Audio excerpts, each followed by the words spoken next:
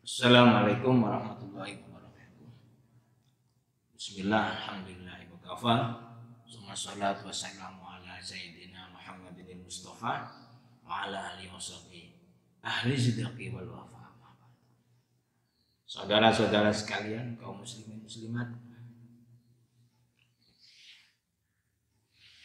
hadanallahu wa iyyakum. Kajian kedua kitab Nashorul Ibad saya ambil dari halaman 20 dari makalah yang kedua dari Babur Robai. Bismillahirrahmanirrahim.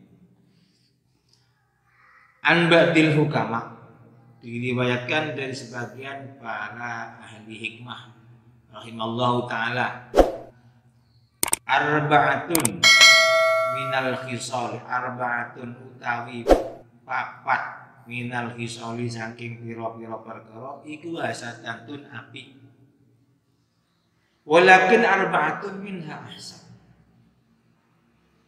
tetapi nek utawi papat minha saking hasanah iku ahsan luwih api.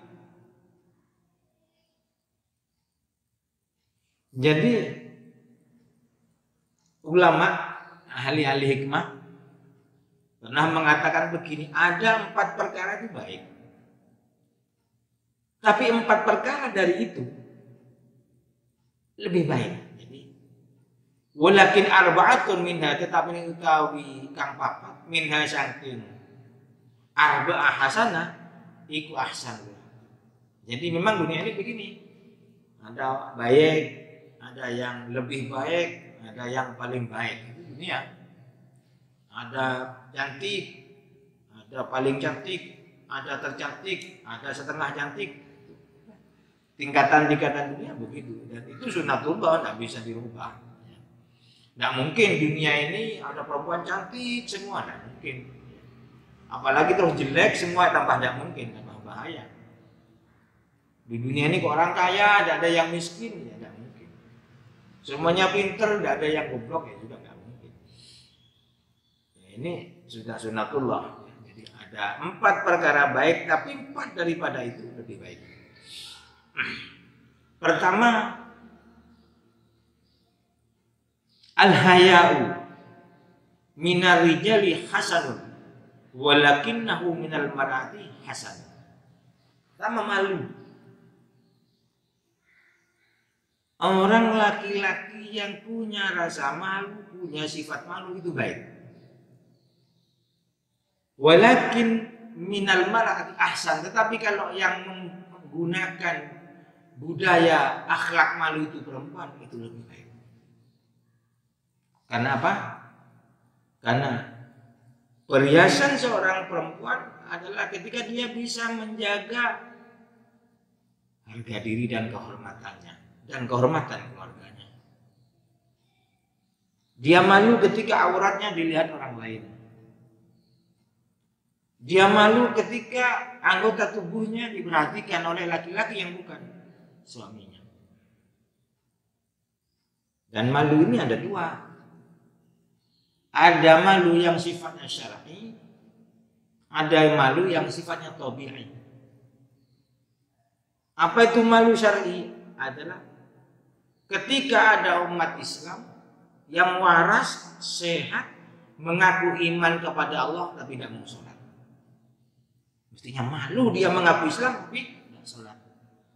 Mengaku Muslim tulen tapi tidak puasa Ramadan.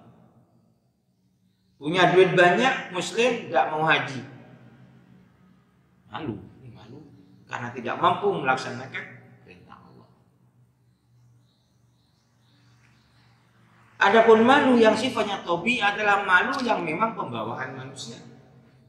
Senyampang orang ini waras, apapun agama, ras, suku, bangsanya, senyampang waras, ketika auratnya kelihatan dia akan malu. Ketika cacatnya ketahuan orang, dia akan malu. Malu yang sudah menjadi pembawaan manusia. Ketika orang sudah tidak punya malu, ujung-ujungnya dia akan bikin malu. Kata Rasulullah, sabda Rasulullah SAW, idza lam tastahi fasna ma syi'ta. Kalau kamu sudah tidak punya rasa malu, kamu akan berbuat apa saja. Ada pejabat tertangkap korupsi, diwawancara sama wartawan, senyum-senyum, tidak punya rasa malu.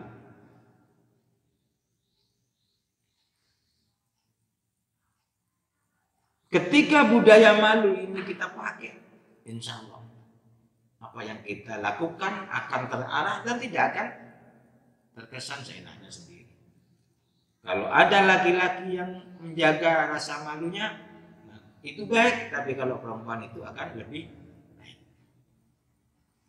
Yang kedua, wal adlu min kulli ahadin hasan. Berperilaku adil yang dilakukan oleh setiap orang itu baik.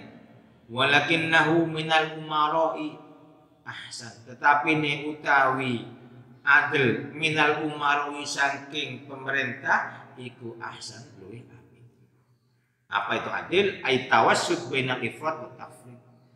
Adil itu berada di tengah. Tidak berat ke kiri, tidak berat ke kanan. Ada yang mengatakan adil itu buat syai' mahali, menempatkan sesuatu pada tempatnya. Kalau kita sebagai pribadi, sebagai individu adil dalam hidup ini, itu baik. Adil dalam memperlakukan tubuh kita. Bagaimana adil terhadap diri kita sendiri? Tubuh kita pada saatnya harus istirahat. Pada saatnya harus mengabdi kepada Allah, harus sujud kepada Allah. Saatnya untuk pulang mendapatkan ilmu. Adil. Kita adil kepada keluarga kita, kepada anak-anak kita adil. Bahkan kalau kita punya istri lebih satu, kita harus berperilaku adil.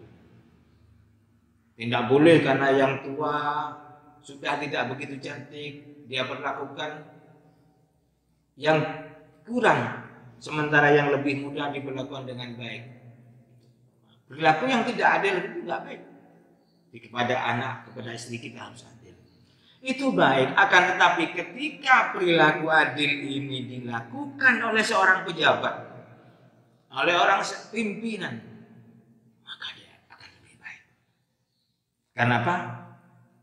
Perilaku adil yang dilakukan oleh seorang pimpinan, perilaku adil yang dilakukan oleh seorang pejabat, perilaku adil yang dilakukan oleh seorang kepala daerah, pengaruhnya akan dirasakan oleh orang banyak.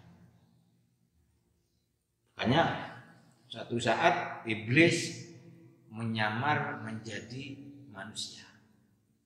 Dia menghadap kepada Rasulullah. Ditanya oleh Rasulullah, iblis, musuhmu di dunia ini siapa? Dan temanmu di neraka itu siapa?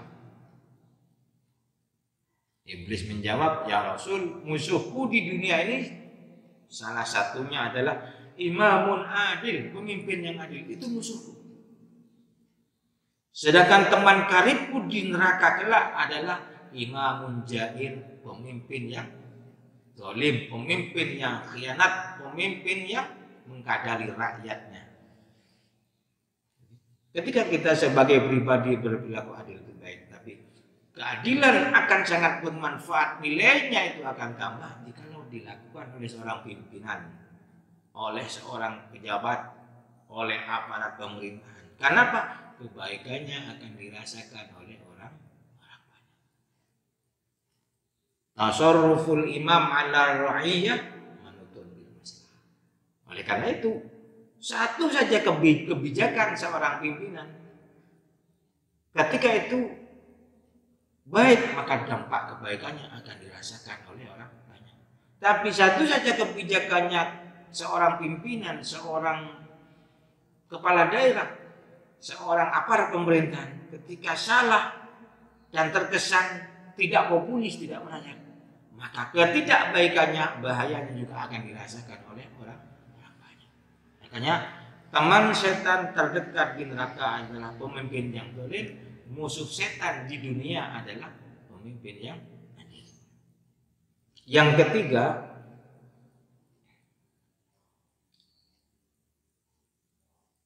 Wa taubatu ayir ruju'u ila Allah Ta'ala minasyaiti hasanatun. Kalau ada orang tua umurnya sudah di atas 50 tahun, mau meninggal dunia, sudah sering sakit, dia taubat kepada Allah, itu baik. Walakin naha minasyabab ahsan. Tapi kalau ada anak muda yang rajin ibadah, mau bertaubat, maka itu adalah perilaku lebih baik. Kenapa? Kalau ada orang tua mau tobat, orang tua rajin ibadah, pantas karena sebentar lagi dia akan mati. Syahwat sudah berkurang, nafsu sudah tinggal sekian persen, tenaga sudah kendor. Sudah saatnya dia mempersiapkan diri untuk bekal ketika dia mati. Tapi jikalau ada anak muda yang nafsunya masih tinggi, kemuanya masih membara, tenaganya masih kuat, libidonya masih menggerak, dia tinggalkan maksiat, dia banyak berzikir, banyak bertaubat, banyak menangis kepada Allah, itu adalah lebih baik daripada orang tua yang sudah. Kenapa? Tantangan dan gangguannya juga lebih berat. Di hari-hari ini, di zaman seperti ini, kita susah mendapatkan anak muda yang kerasan di masjid, susah mencari anak muda yang kerasan di musola-musola, susah mencari anak muda yang kerasan di majlis-majlis taklim. Hari ini anak-anak muda kita ada di pinggir-pinggir jalan, ada di klub-klub malam, ada di tempat-tempat maksiat. Akan bangsa ini 20-30 tahun mendatang masih akan kuat Islamnya? Anak muda jawabannya. Kenapa? Penerus estafet perjuangan bangsa dan agama ini anak muda. Baik anak mudanya 20-30 tahun bangsa ini akan hancur negara itu ketika anak mudanya juga tidak baik perilakunya. Islam pernah berjaya di Andalusia, sekarang Spanyol. Habis tinggal cerita. Kenapa? Generasi mudanya jauh dengan masjid. Generasi muda jauh dengan ulama. Generasi mudanya jauh dengan Al-Quran. Sekali serang Islam sampai sekarang di Spanyol, di Andalusia. Habis tinggal cerita, tinggal sejarah. Semoga hal ini terjadi di bangsa kita Indonesia. Yang keempat, wal judu minal aghniya hasanun walakinnahu minal fuqara ya hasan. Kalau ada orang kaya, konglomerat atau taipan, dia rajin bersedekah, dia dermawan, pantas duitnya banyak. Hari ini sering kita dengar ada orang kaya bagi sembako. Di tengah-tengah pandemi corona, ada orang kaya bersedekah sekian ton beras, sekian puluh juta uang kepada saudara kita yang tidak baik, perlu ditiru. Tapi hal itu akan kalah baik jikalau ada orang miskin. Dia cari uang, banting tulang, peras keringat, dimakan hari ini, dia cari hari ini. Dirinya butuh, keluarganya butuh, tapi dalam kondisi seperti itu dia masih peduli kepada orang lain. Dia masih punya empati kepada saudara-saudaranya yang tidak mampu. Dia sedekahkan yang satu-satunya menjadi miliknya. Dia sedekahkan padahal dia dalam keadaan membutuhkan.